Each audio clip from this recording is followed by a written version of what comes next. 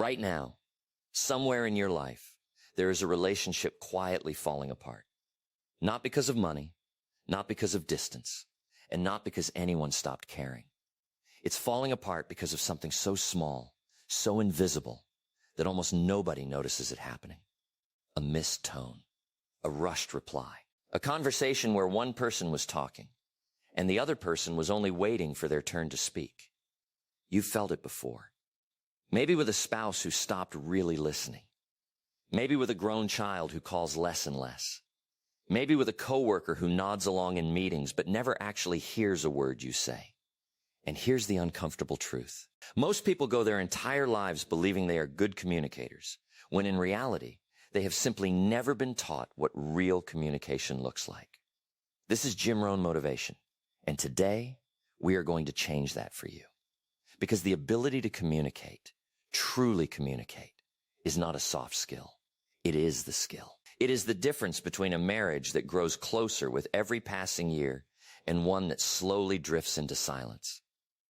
It is the difference between a leader people would follow anywhere and a boss people merely tolerate.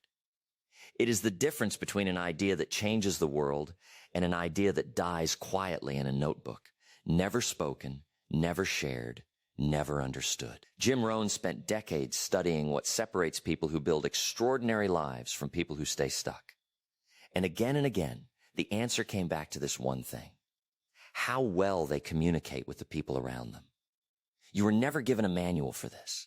Nobody sat you down as a teenager and said, here is how you truly listen. Here is how you make someone feel understood. Here is how you say a hard truth without destroying a relationship. You were left to figure it out on your own, through trial and error, through arguments that went nowhere, through moments of silence you didn't know how to break. But today, that changes. Today, you're going to walk away with 9 principles, simple enough to use in your very next conversation, powerful enough to transform every relationship you have, your marriage, your family, your career, your friendships. All of it runs through this one channel. If any part of what I just described feels a little too familiar, if you've ever walked away from a conversation feeling unheard or watched someone you love pull away a little more each year, I want you to do something for me. Write it in the comments below. Tell me which relationship in your life needs this the most right now. I read every single comment, and I promise you, you are not alone in this.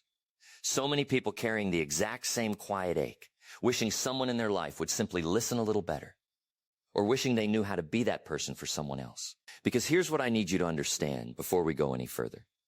The tips you're about to hear are not complicated theories from a psychology textbook. They are simple, practical shifts that Jim Rohn taught for decades, tested in real boardrooms, real living rooms, real friendships, real marriages. But there is one principle coming up, the third one on our list, that most people get completely backwards. And once you hear it, you will never look at your conversations the same way again. Stay with me, because that single shift alone has repaired relationships that seemed beyond saving. Let's start with the foundation of everything. The one skill that, if you master nothing else today, will change more conversations than anything else we discuss. Listen to understand. Here's something almost nobody admits out loud. Most people don't actually listen when someone else is talking. They wait. They nod. Their eyes are open. Their head is tilted the right way. But inside, their mind is already racing ahead, building their next sentence, preparing their defense, thinking about what they want to say the moment the other person finally stops talking. This isn't a character flaw. It's simply what most of us were taught without ever realizing it. We learned to treat conversation like a tennis match. One point, then the other, back and forth. Instead of what it's actually meant to be, which is two people building understanding together. Jim Rohn used to say that the person who asks the questions controls the conversation, but the person who truly listens controls the relationship. Think about the people in your life who make you feel most comfortable, most valued, most at ease. I'd guess it's not the person who talks the most. It's the person who looks at you when you speak, who doesn't reach for their phone the second there's a pause, who remembers the small details you mentioned weeks ago and brings them up again, because they actually cared enough to hold on to them. That is the entire secret. Not saying more, hearing more. Here's how you put this into practice starting today. The next time someone is speaking to you, your spouse describing a hard day, your son telling you about a problem at work, a friend venting about something that's been bothering them, resist every urge to jump in with advice, with your own similar story, with a solution. Instead, ask yourself one simple question. What is this person actually trying to tell me? Not the words on the surface, the feeling underneath them. And when you respond, try something as simple as, tell me more about that, or that sounds like it's been weighing on you. You will watch people visibly relax in front of you. Their shoulders drop. Their voice softens. Because for the first time in a long time, someone made them feel heard instead of managed. Now here's what most people miss entirely. The most important part of what someone is telling you is often the part they never say out loud. A person complaining about being tired at work might really be telling you they feel invisible there. A spouse who mentions, almost casually, that they've been busy lately might really be telling you they miss spending time together. If you only listen to the words, you'll miss the message entirely. But if you learn to listen underneath the words, to the tone, to the hesitation, to what they circle around but never quite say directly, you will understand people on a level that very few others ever bother to reach. And here's something surprising that most people never expect. The better you become at truly listening, the less you actually need to say to be seen as wise, trustworthy, and deeply valued by the people around you. It sounds almost backwards, doesn't it? We assume that impressive people are the ones who talk the most, who have the most to say in every room. But the truth Jim Rohn taught for over 40 years is the exact opposite. And once you understand why, you'll never approach a conversation the same way again. Because that surprising truth leads directly into our next principle, one that almost nobody uses on purpose, even though it might be the single most powerful tool in this entire list. That principle is this: the power of the pause. We live in a culture that treats silence like a problem to be solved. The instant a conversation goes quiet, most people rush to fill it with a joke, with an unrelated comment, with anything at all, just to make the discomfort go away.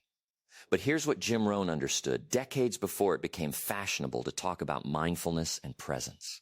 Silence isn't empty. Silence is where thinking happens. Silence is where the other person gets the space to actually process what you've said, instead of simply reacting to it. Try this the next time you're in an important conversation. After the other person finishes speaking, count to 3 in your head before you respond. It will feel unnatural at first, almost uncomfortably long. But watch what happens. You will appear more thoughtful, more composed, more in control of yourself, even in moments of tension. And the other person, instead of feeling rushed past, will feel like their words actually mattered enough for you to sit with them for a moment before responding. This becomes even more powerful in moments of conflict. Think about the last time someone said something that genuinely frustrated you. A sharp comment from a family member, an unfair criticism at work. Your first instinct in that moment is almost always to defend yourself immediately, to fire back before the sting has even fully registered. But that immediate reaction is rarely your best self speaking. It's your emotions speaking. Jim Rohn often reminded people that between the moment something happens and the moment you respond to it, there is a small gap. And inside that gap lives your entire ability to choose who you want to be in that conversation. The pause is where you find that gap. Breathe. Let a second or two pass. Ask yourself, how do I want to show up in this moment before you open your mouth? That single habit alone has saved marriages, saved friendships, and saved careers from words that can never quite be taken back. Here's an example that brings this to life. Imagine your adult child calls and says something that feels dismissive. Maybe they cancel plans again, or make an offhand comment that stings more than they realize. The old pattern is to respond instantly, with hurt in your voice, and the conversation spirals from there. But imagine instead you simply pause. You take one breath, and then you respond calmly. I understand things are busy for you right now. That one small pause changes the entire trajectory of the conversation. Not because you said something brilliant, but because you didn't say something you'd regret. But listening well and pausing thoughtfully will only take you so far if you're delivering the same message the same way to every single person in your life. Because here's a truth that surprises almost everyone once they really sit with it. The exact same words that build trust with one person can completely shut down another person without you ever realizing why. And understanding that difference is what separates people who are occasionally understood from people who are almost always understood, no matter who they're speaking to. That's exactly where we're headed next. And it might be the principle on this list that people get most backwards. Adapt to your audience. This is the principle Jim Rohn considered one of the true dividing lines between an average communicator and an exceptional one. And it's the one most people misunderstand completely. Adapting to your audience does not mean pretending to be someone you're not. It does not mean being fake or telling people what they want to hear just to keep the peace. What it actually means is this. The same true message can be delivered in completely different ways, depending on who's receiving it. And your job, if you want to actually be understood, is to meet the other person where they already are, rather than expecting them to meet you where you are. Think about the different people in your own life. Maybe you have one friend who wants the short version of everything. Just tell them the bottom line, and they're satisfied. And maybe you have another friend or a spouse who feels loved and respected specifically because you take the time to explain the full story, the details, the context. Neither approach is right or wrong. What's wrong is using the same approach on both people and wondering why one of them keeps tuning out while the other keeps asking you to just get to the point. This applies just as powerfully at work. If you're explaining an idea to someone who's naturally analytical, someone who wants to understand the reasoning before they'll trust the conclusion, walking them step by step through the logic will earn their respect. But use that same slow, detailed approach with someone who's naturally quick and results-driven, and you'll lose them in the first 30 seconds. They don't need the full journey. They need the destination first, with the option to ask for details if they want them. This is not manipulation. This is respect. It is recognizing that communication is not about what you say. It's about what actually lands on the other side. And here's where I want to give you something powerful, right in this moment. Because this next piece has genuinely helped so many people watching videos like this one turnaround relationships they had almost given up on. If this idea of adapting to the person in front of you is resonating with you right now, if you're already thinking of someone in your life you've been talking at instead of talking with, do something for me. Hit the like button on this video and share it with that person or with someone else who needs to hear this today. Not because I need the numbers, but because someone in your life right now might need exactly this reminder. And you sharing it might be the very thing that starts a better conversation between you two tonight. Now, adapting to your audience takes real awareness. But there's a step that has to happen before any of it. A step so simple that most people skip it entirely, and it's costing them more than they realize. Before you even think about how to say something, you have to decide what actually matters enough to say. Because the moment your message gets cluttered, complicated, and buried under too many details, it doesn't matter how well you've adapted to your audience. They will lose the thread entirely. And that leads us directly into a principle that might be the single most underrated skill in all of communication. Keep your message simple. There's a myth that many people carry without ever questioning it. The idea that sounding smart means using bigger words, longer explanations, more impressive vocabulary. Jim Rohn spent his entire career proving the opposite. The people who move others, who are remembered, who are trusted, they are almost never the ones using the most complicated language. They are the ones who can take something complicated and hand it to you in a way that feels effortless to understand. Here's a practice you can start using in your very next important conversation. Before you speak, ask yourself one question.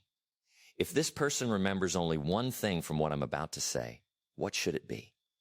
Just one sentence. Once you know that one sentence, build everything else around supporting it and cut anything that doesn't serve it. This is harder than it sounds because our instinct is to include everything, every detail, every justification, every side note. But every unnecessary detail you include is a small tax on the other person's attention. And eventually, that tax becomes too expensive, and they simply stop paying attention altogether. There's something else worth understanding here, something that might surprise you. Simplicity isn't the absence of depth. It's actually a sign of it. Anyone can make something sound complicated. It takes real understanding to make something complicated sound simple. When you can explain a difficult idea using an everyday example, a story from your own life, a comparison to something the other person already understands, you're not dumbing anything down. You're doing the hard work of translation so the other person doesn't have to do it themselves. And people remember stories and examples far longer than they remember lists of facts. Try this the next time you're explaining something important, whether it's to a grandchild, a coworker, or a friend going through something difficult. Instead of explaining every layer of the situation, find one simple comparison. Something like, think of it this way, followed by an example from everyday life. You will watch confusion turn into clarity right in front of you, almost instantly. But even with the clearest, simplest words in the world, there's a layer of communication that overrides everything we've talked about so far. A layer that, if it contradicts your words, will make people trust your words less, no matter how carefully you chose them. Most people focus so much energy on finding the right words that they completely ignore this other layer. And it's often shouting a completely different message than the one coming out of their mouth. This next principle is the one Jim Rohn said people underestimate more than any other. And once you start noticing it, you'll see it everywhere, in every conversation around you. That layer is your nonverbal communication. And it might be speaking far louder than your words ever could. Imagine someone tells you, "I'm doing fine," while their arms are crossed, their eyes are on the floor, and their voice is flat and distant. Which message do you actually believe? The words or everything surrounding them? Almost everyone, instinctively, believes the second one. Your posture, your eye contact, your facial expressions, the pace and tone of your voice. All of it is communicating constantly, whether you intend it to or not. And when your body language contradicts your words, people don't just get confused. They stop trusting you, often without even knowing why. This is worth paying attention to, especially with the people closest to you. You can say, "I'm listening," while scrolling on your phone, and technically, you might even be listening. But what the other person feels is that they don't have your full presence. And over time, that feeling erodes trust far more than any single argument ever could. Try this instead, starting with your very next conversation. Put the phone down. Face the person. Keep your posture open rather than crossed and closed off. And let your expression genuinely reflect what you're feeling. This alone, without changing a single word you say, will make people feel more connected to you than they have in a long time. Here's the piece most people never think about, though. Your tone often carries more meaning than the words themselves. The same sentence, "We need to talk," can sound calm and warm, or it can sound like a threat, depending entirely on the tone behind it. Before an important conversation, take a moment to check in with your own tone. Are you about to speak from frustration or from care? People will remember how you made them feel long after they've forgotten the exact words you used. And your tone is often what determines that feeling more than anything else.